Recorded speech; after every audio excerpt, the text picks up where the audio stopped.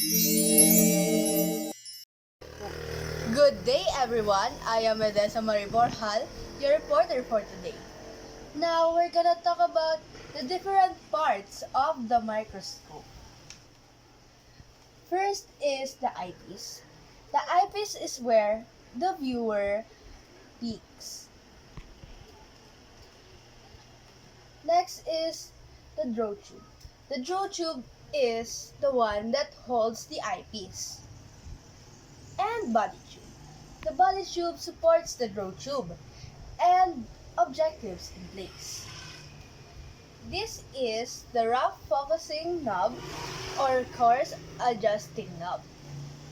This is used to focus under LPO and used to move the body tube up and down. The revolving nosepiece. The revolving nosepiece is employed to change the objective lenses. And this is the objective lenses. The objective lenses has two kinds.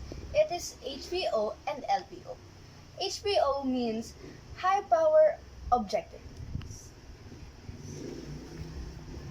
It magnifies specimen in maximum.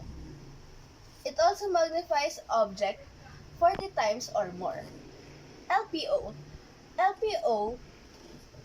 or low power objective magnifies specimen in minimum and magnifies object less than 40 times.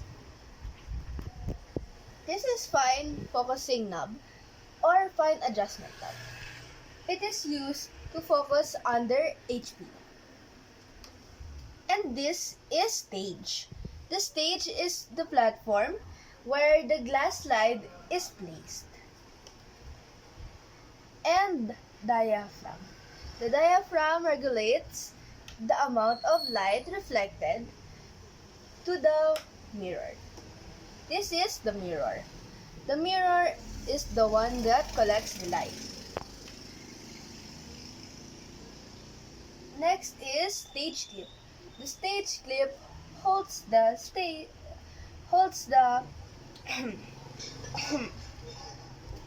holds the glass slide in place.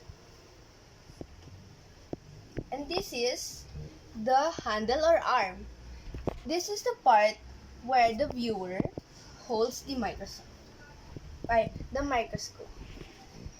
It is used for handling with the base.